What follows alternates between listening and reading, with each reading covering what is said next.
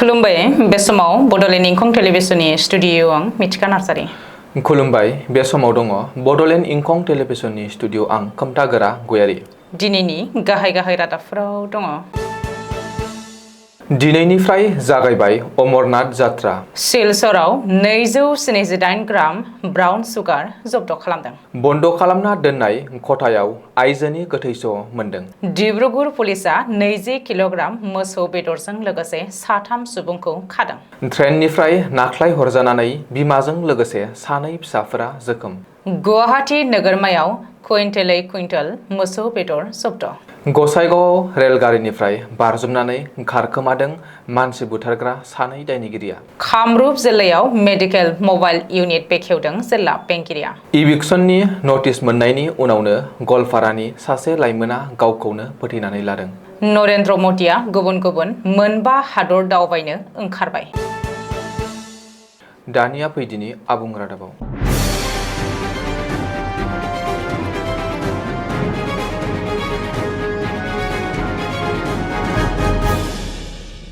दिनैनिफ्राय जागायबाय अमरनाथ जात्रा।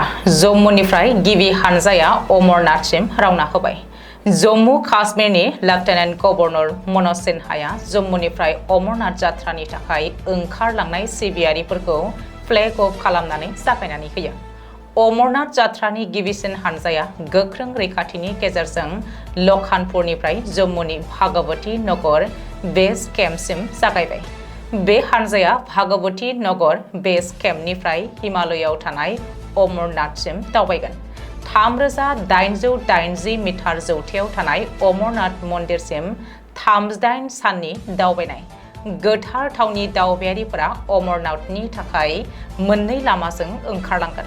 गोथार थावनि दावबायग्राफोरा अनन्तनाग जिल्लानिफ्राय ननवान पहलगाम लामाजों 48 किल'मिटार आरो गान्दरबल जिल्लानिफ्राय 14 किल'मिटार दावबायगोन। बे दावबायनाया 9 आगस्टआव जोबगोन। बे बोसोराव अमरनाथ जात्रानि थाखाय दासिम 3,31,000निबो बांसिन सिबियारिफोरा रेजिस्टार खालामदों आरो थांनाय साननैआव बिबानगिरिफोरा 4,000 टकेन रानदों। बे समाव 3,500नि बांसिन गोथार थावनि दावबायग्राफोरा भागवती नगरनि बेस केम्पआव आश्रय लागासिनो दङ। काछार जिल्लानि सिलचराव जब्द खालामनो हादों गोबांथार बिबांनि ब्राउन सुगार। सिलचर रेल स्टेशननिफ्राय बोखांनो हादों गोबांथार बिबांनि ब्राउन सुगारखौ। मिन्थिनो हानाय बायदिब्ला मोनसे सोर सुलुंखौ बिथा खालामनानै सिलचर रेल स्टेशनाव Silchar new Delhi north east Sampark Kranti express रेलगारिनि M4 AC दाबानिफ्राय बोखांनो हायो ब्राउन सुगारखौ। सोदै लाबोनाय मोन 25 साबोननि बाक्सुआव बोखांदों ब्राउन सुगारखौ। जब्द खालामनो हानाय ब्राउन सुगारा 278 ग्राम आरो बेनि बेसेना गोसोम बाजाराव खमैबो 1,30,00,000 रां जागोन होननानै RPFआ सुलुङाव फोरमायदों। बबेखानि सिलचर रेल स्टेशनाव जब्द खालामनो हानाय ब्राउन सुगारजों लोगोसे सासे सुबुंखौ हमनो हानाय जायो आरो बै सुबुंखौ धला पुलिस थानानि बेन्दोंआव थानाय नारायणपुरनि आनवार हुसेन चौधुरी होननानै सिनायथिनो हादों। मख'नो गोनांदि आनवार हुसेन चौधुरीया सिलचरनिफ्राय गलपारायाव थांनो थाखाय रेल टिकेट लादोंमोन। गुवाहाटीनि घारकुली ओनसोलाव बुधबार फुंनि समाव मोनसे बन्द थानाय खथा सिङाव सोमोनांथावै थैनानै थानाय सासे आइजोनि गोथै सह बोखांदों। जिउ गोमानाय आइजोखौ 72 बोसोर बैसोनि बन्दना दास होननानै सिनायथिनो हादों। मिथिनो हानाय बायदिब्ला बन्दनानि गोथै सहखौ फुंनि 7:30 रिंगासोआव गंसे थाग्रा न'नि खथायाव मोननाय जादोंमोन। बे जाथायखौ पुलिसनो खौरां हरनायनि उनाव पुलिसा नुजाथिफैनानै नायबिजिरनायनि थाखाय जायगाखौ सिल खालामदोंमोन।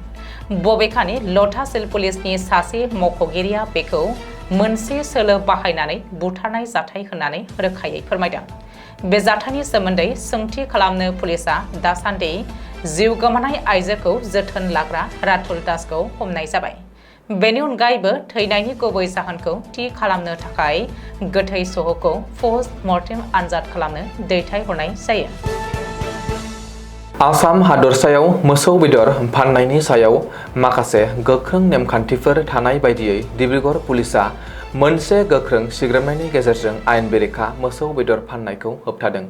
मिन्थिनो हानाय बायदिब्ला बे जाथायाव 15 किल'ग्राम गोथां मोसौ बेदर आरो 5 किल'ग्राम संनाय मोसौ बेदर जब्द खालामदों पुलिसा। इन्टेलिजेन्स इनपुटनि सायाव बिथा खालामनानै सिग्रोमनायाव मोसौ बेदरखौ दाब दाब जायगानिफ्राय जब्द खालामनो हादोंमोन। डिब्रुगड़नि एसपि सन्तानु दत्तआ बे जाथायजों लोब्बा गोनां दायनिगिरिखौ खानायजों लोगोसेनो बेनि सायाव गोख्रों सिग्रोमनाया सोलिबाय थागोन होननानै बुंदों।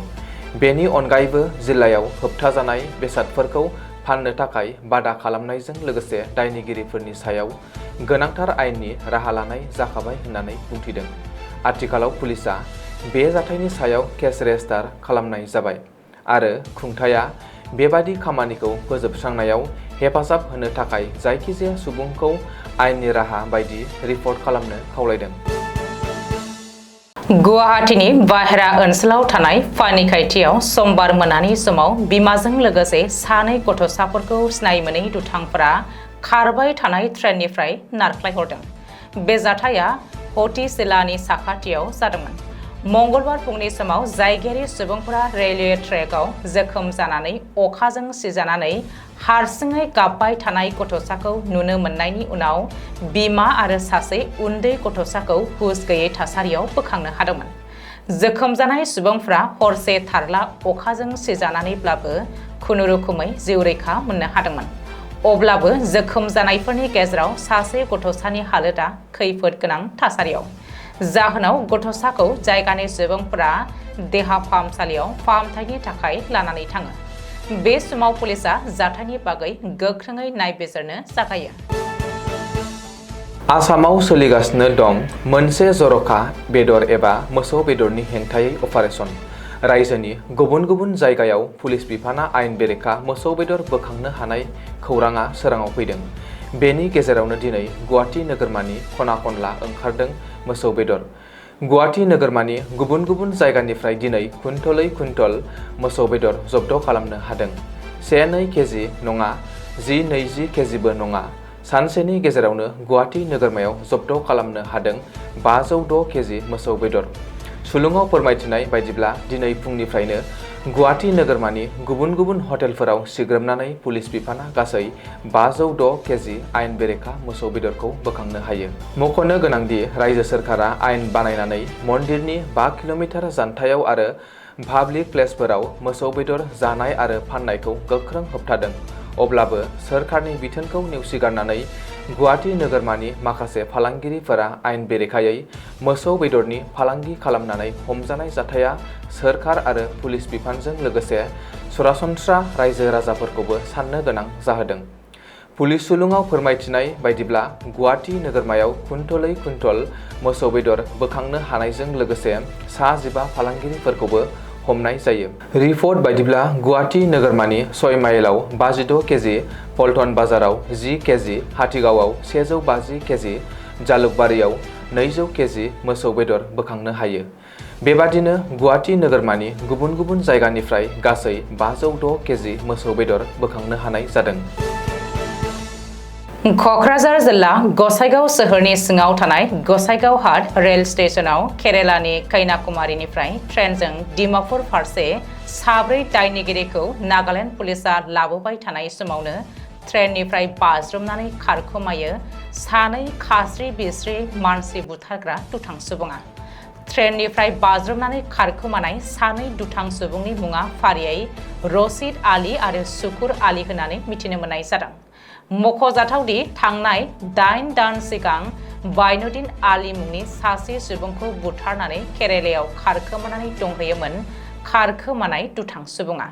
पुलिसनि मेगनाव हाद्रि सारनानै ट्रेननिफ्राय बाज्रुमनानै खारनाय बे 2 दुथां सुबुंनि हेंथायै नागालेण्ड पुलिसा मा राहा लाबावो बेखौ समाजो खिन्थासिगोन।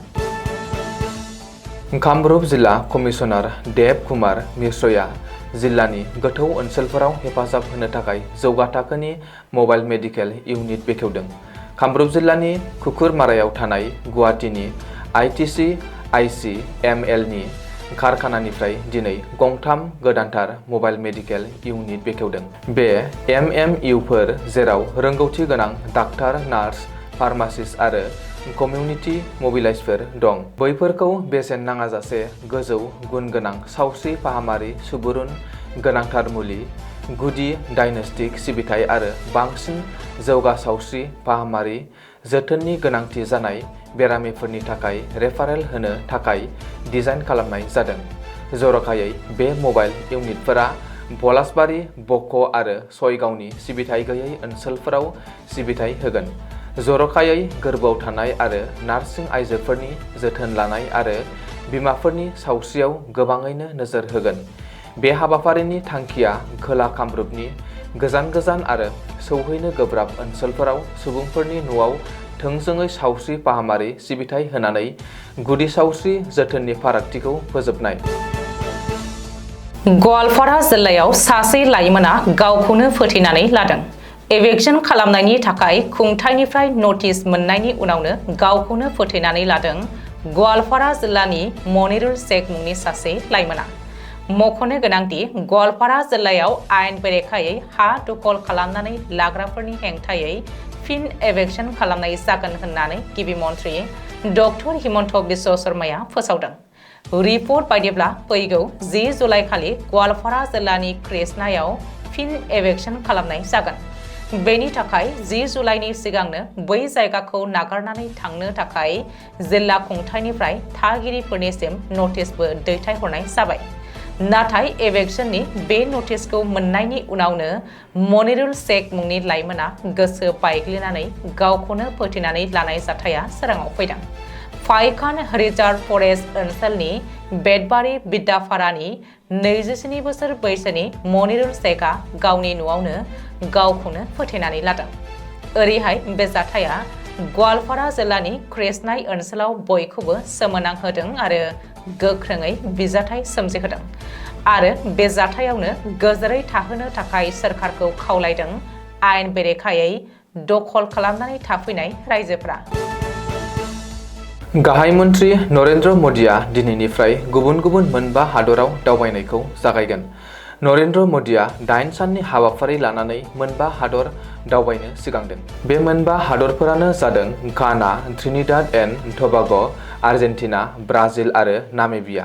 गाहाय मन्थ्रिया बैफोर हादरनि हादरगिरि आरो सोरखारनि गाहायफोरखौ लोगो हमगोन आरो आथिखाल थासारि आरो गावजों गाव हेफाजाब होलायनाय आरो जौगानायाव गोसो होनायनि बागै सावरायगोन। बेनि गेजेरावनो गाहाय मन्थ्रि नरेन्द्र मदिया ब्रिक्सनि सानमिलनाव बाहागो लागोन। रिपर्ट बायदिब्ला मदिया गिबियाव घाना दावबायगोन आरो गावनि दावबायनायखौ फोजोबनानै भारताव फैफिननाय समाव नामिबियाव हाबगोन। बबेखानि 8 साननि हाबाफारिजों नरेन्द्र मदिनि बे दावबायनाया ग्लबेल साउथआव भारतनि एजेन्डाखौ मोनसे गोदान लामा होगोन होननानै साननाय जादों। मदिया दावबायनाय गासैबो हादरफोरा आफ्रिकान आरो लेटिन आमेरिकान। दिनैनि रादाबा एसेनोसै। गोजोन्थों।